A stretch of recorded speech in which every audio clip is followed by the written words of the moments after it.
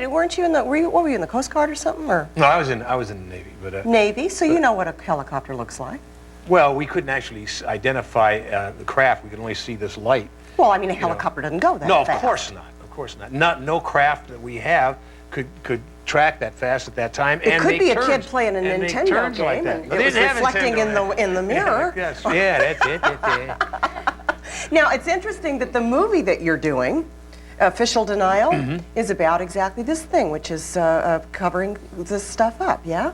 Well, it's easily done. You know, people don't want to believe it. It flies in the face of religion, conventional religion. It flies in the face of authority. It flies in the face of a lot of things that would be very, very disruptive to the world. And you know, what would you do? What would you have the Air Force do? Have the president go on television and say, we're being invaded by an alien force, an intelligence that comes and goes at will in our atmosphere, abducts our citizenry, occasionally performs exploratory surgery on them, and we don't know who they are, and we have no power to stop them. They're coming right now. Yeah, there's one coming right now. I'm looking forward to meeting them.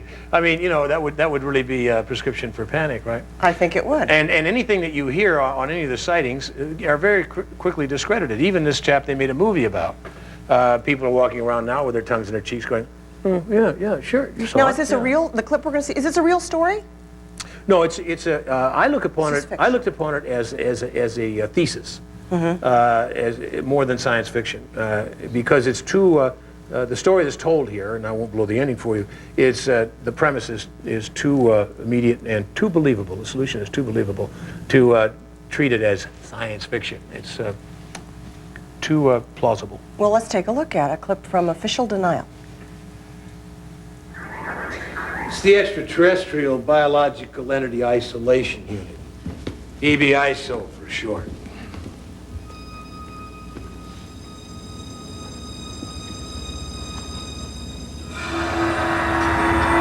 This one's alive? Took it off the respirator 2 days ago.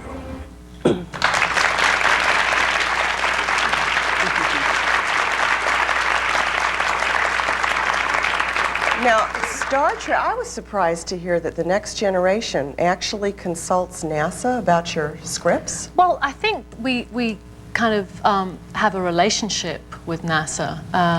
There are certain things that technology that we mention and we talk about in the scripts that I'm sure they have to run by people who know about this stuff. Didn't you discuss with them at all whether the scripts are actually plausible, whether that stuff could really happen? I don't know if they do that as much, because we did a script recently where I personally didn't feel that it was plausible. Yeah. But I think as far as what we call the technobabble goes, that they do, it's right. I mean, and there are books that have been written by people who work on our show that actually explain how and you play warp drive half works. human, half alien? Yeah. Do you is that fun? Well, you know, never having met this particular race of aliens, I just concentrated on the human part, because that was what I knew. But I mean, you could kind of just do anything you want and just blame it on the alien half, couldn't well, you? kind of. I wish they you gave could me have that PMS freedom. every day of the month and just say, well, that's just what that's just what they do. And I'm dying to know if Patrick Stewart is as sexy. I mean, is he just sexy?